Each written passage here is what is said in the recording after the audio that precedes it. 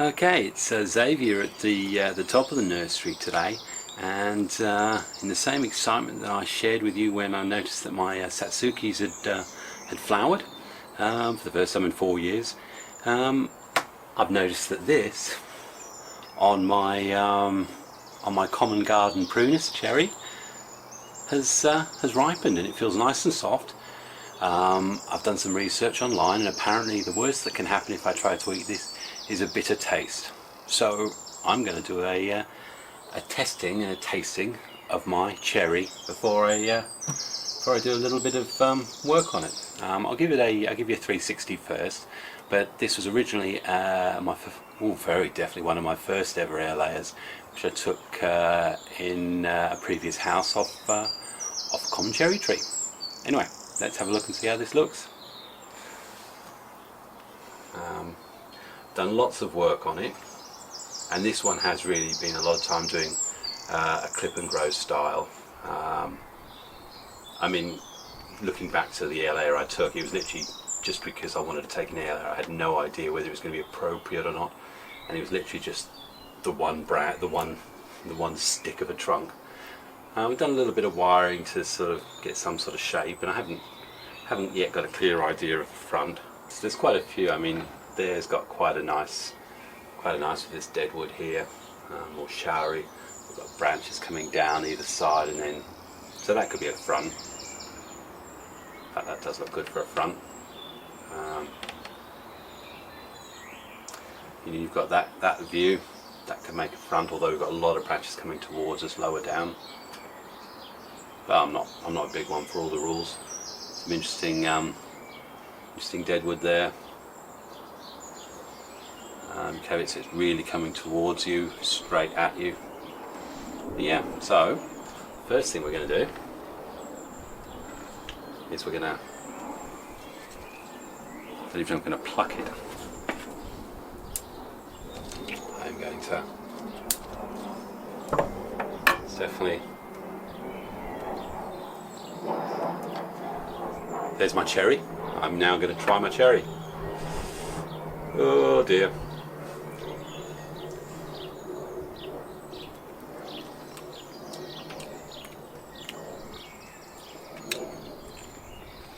Well, it's not quite like eating jade leaves.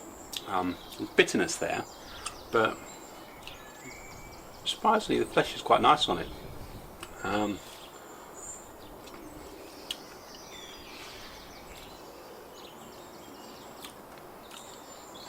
Yeah, no, I don't feel any toxins working through my body. Hopefully the research on Google is right, because Google's always right. Anyway, so yeah, so that's my cherry fruit eaten, and that's a first for ever having any fruit off any of my potential bonsai. So those 4 people watching, if I haven't upset you or insulted you by now, thank you for seeing that milestone. Okay, so what is going to happen with this? I think that is going to be the front actually. I like the move, so all I'm going to do in terms of the thickness of this branch here, I'm not sure whether I probably want it a bit thicker, so I may actually leave that to grow. I'm just going to do some cosmetic clear up on some of these. Yeah. Not sure whether we want anything with that one there, so we're just creating the illusion of some pads there. I've got something growing from here. I'm happy with that actually there for now. Just heart some of these bigger leaves. I'm so happy about this, I really am. Fact. Okay. Come there, we don't want that up one. That one is actually going to come from junction. I want that at the moment because it's going to sort of create something over the top of this. Working around here. Looking under there, we've got a branch. It's going to come from here. At the moment it's of no great consequence, so we'll just leave those leaves there. Here we've got something coming there. We definitely don't want that at the end. So we're going to shorten off here.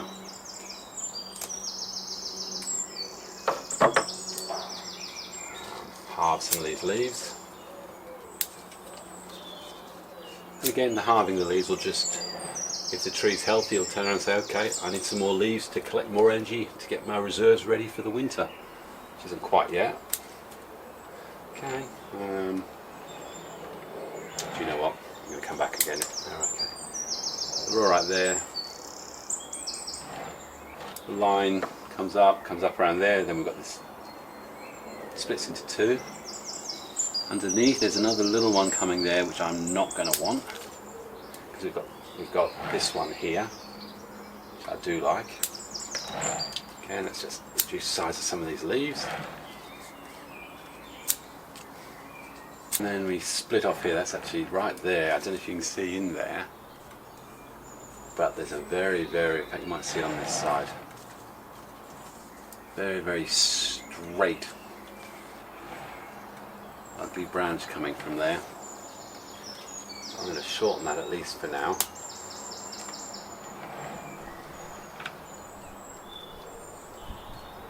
Shorten the ends here. Just a bit of clearing up. I think we're there. So spin it again. Yeah, I'm still going. So the bitters was just that, and not some cyananic poison, which I think the pips are. You definitely don't eat the pips. I think that's the same for all pruners. Yeah, do you know, I'm so happy with that. I mean, this isn't the final pot, it's still nice and deep. With fruiting trees, it's always a good idea to have them into a deeper pot. I've certainly found that anyway. So yeah, I think that could be the front, something like that. Okay. So I hope that wasn't too painful to watch, but again, this is when you started talking about the sort of pruning you're doing almost now. I'm looking at the tertiary refinement. This tree's not going to get any bigger. I'm happy with the relative size of the branches. It's now just about creating that final picture that I have in my mind. So from Xavier at the top of the garden, in fact, by the back door, I'll say farewell for now. So cheers for watching. Yeah, I made a promise to someone who subscribed to me that I'd show what to do with a hazel. Now, she mentioned that she had a number of hazel, and I did say I only had quite junior examples, and this one here is one that I'm talking about. I planted a lot of this junior stuff into these sort of growing wooden beds. It's about a foot deep in soil, and sometimes they'll be in the pots, and I let the roots grow down through the bottom, and then I can just do pruning on them. And as you see on this, I've already taken a leader off on this, which I did in spring. I can clean that up now a bit with this, and I'm pretty sure it's a hazel. I've checked at the leaves, come adjacent. Yeah, big leaf plant, but in the same way I deal with sycamore. I've taken an initial cut on that in spring. There's little buds down here, I'll rub those off. Always little buds I don't want, I rub off. This cut site now, I have a look around down the base there, and I can see there's a collar has formed. So I can now take that back further. And I'll probably put a little bit of paste on that. It's already got a basic shape going, and I've got a choice. I can already think, well, there's some movement going this way. If I want to get the tape, if I'm already thinking the tree's only going to be this big, then I'd already be thinking what I could do. Cut here, and then allow the tape to happen, and then maybe wire this to a different position, or I can let it follow here. There's still movement there, and cut here. What I'm actually going to do, remove a couple of the lower leaves. I want the movement to go, I want the growth all upwards, so I'm going to take the growing tip out of that. There's a little leaf already forming. Get rid of the lower one there. Get rid of that one. And what that will do is encourage these smaller buds to activate, and hopefully the second flush you'll get smaller leaves. Take a length of wire.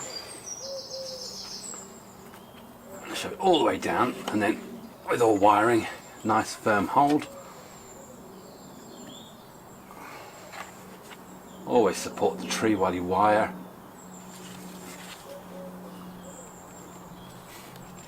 Into the shoulders of any new growth, new branches.